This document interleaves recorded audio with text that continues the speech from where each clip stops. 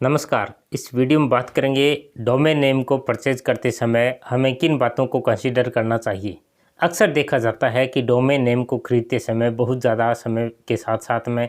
एक प्रकार से कन्फ्यूज़न की स्थिति होती है कि डोमेन नेम को क्या रखा जाए। तो सबसे पहले आपको ये देखना है कि आप डोमेन नेम को परचेज करते समय जो यूआरएल या अपनी वेबसाइट या ब्लॉगर के लिए जो आप डोमेन नेम सेलेक्ट करने जा रहे हैं उसका यूआरएल लंबा नहीं होना चाहिए। लंबे का मतलब ये है कि कम से कम 8 से 10 अल्फ़ाबेट के बीच में या फिर अधिक से अधिक 15 अल्फ़ाबेट हो या उससे अधिक यदि अल्फ़ाबेट करैक्टर आप अपने डोमेन नेम में इंक्लूड करते हैं तो ये काफ़ी लंबा डोमेन नेम हो जाता है। और लंबा डोमेन याद रखने की दृष्टि से भी और वैसे भी रिलेवेंट नहीं होता, इसलिए हमें बचना चाहिए कि हम अपने डोमेन नेम को डिटरमाइन करते समय कम से कम अल्फ़ाबेट और करैक्टर का यूज़ करें। सेकंड चीज़ जो हमें एक डोमेन नेम को परचेज़ करते समय ध्यान रखनी चाहिए वो ये कि डोमेन नेम आपका जो आप सेलेक्ट करने जा रहे हैं वो अकॉर्डिंग आपके निश के होनी चाहिए। आपका जो निश है या जिस फील्ड के अंदर आप ब्लॉगिंग या अपनी वेबसाइट को लेकर के जा रहे हैं उससे रिलेवेंट होना चाहिए। फॉर एग्ज़ाम्पल आप हेल्थ या योगा से रिलेटेड कोई निश है तो योगा से रिलेटेड नेम ही आपका डोमेन नेम होना चाहिए, ताकि फर्स्ट लुक में जब विजिटर आपकी वेबसाइट पर आए या गूगल या किसी भी सर्च इंजन या ब्राउज़र में देखे तो उनको ये लगे कि रिलेटेड टॉपिक्स से ही आपकी वेबसाइट किसी न किसी टॉपिक के ऊपर डिपेंड होगी। या यूं कहें विजिटर या व्यूअर जब वेबसाइट पर आते हैं तो फर्स्ट लुक में ये पहचान जाए कि आपका ब्लॉग आपकी वेबसाइट किस टॉपिक से रिलेटेड है। थर्ड चीज़ जो हमें डोमेन नेम को परचेज करते समय ध्यान रखनी है कि आपका डोमेन नेम किसी अदर लैंग्वेज के अंदर किसी डिफरेंट या फिर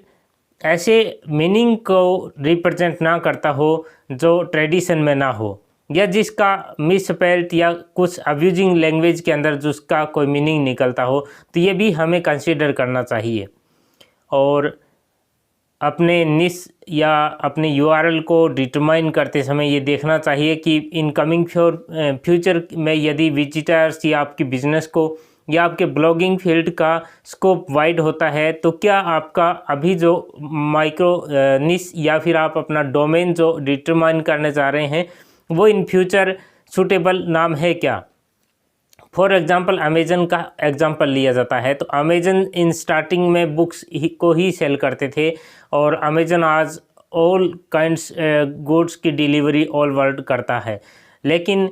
इसी प्रकार से यदि हम अपने डोमेन नेम को डिटरमाइन करते हैं तो ये ज़रूर ध्यान रखना चाहिए कि इन फ्यूचर यदि बिज़नेस को एक्सपेंड करना पड़ा या ब्लॉग अपने आप में एक एक्सपेंडेड फॉर्म में जाता है तो क्या वो सूटेबल नाम है या फिर पार्टिकुलर टॉपिक पर ही उसकी डिपेंडेंसी रह जाती है। फॉर एग्ज़ाम्पल यदि आप बुक्स से रिलेटेड और बुक्स में भी ओनली आपने इंस्पायरिंग स्टोरी रिलेटेड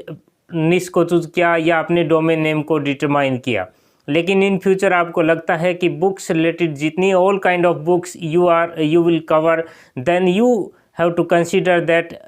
आप सिर्फ इंस्पायरिंग बुक्स से रिलेटेड अगर टॉपिक रखते हैं तो उस टॉपिक के अलावा यदि आप एक्स्ट्रा टॉपिक को कवर करना चाहते हैं जो बुक से रिलेटेड है तो हो सकता है कि आपने जो डोमेन ओनली इंस्पायरिंग बुक्स से रिलेटेड रखा था उसको आगे ऑल बुक्स की काइंड की बुक्स के अंदर यदि आप उसको एक्सपेंड करते हैं तो इसमें आपको कहीं न कहीं वो नाम जो है वो अड़चन हो सकती है। तो इन सभी बातों को यदि आप कंसीडर करते हैं तो आई होप कि आपको डोमेन नेम को परचेज करते समय इस समय में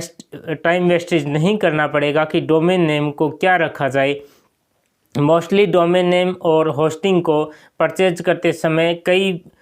सर्वर के द्वारा कई होस्टिंग कंपनी के द्वारा डोमेन नेम को फ्री भी दिया जाता है, तो ये मायने नहीं रखता कि डोमेन नेम शॉर्ट हो और उसका कुछ न कुछ मीनिंग निकलता हो, ये अच्छा रहेगा और इसके साथ में अदर लैंग्वेज में वो कहीं किसी मिस स्पेल्ड या मिस मीनिंग को रिप्रेजेंट ना करता हो। इन सभी बातों को यदि हम ध्यान रखते हैं तो आप ये पाएंगे कि आप आसानी से डोमेन नेम को डिटरमाइन कर पाएंगे। धन्यवाद।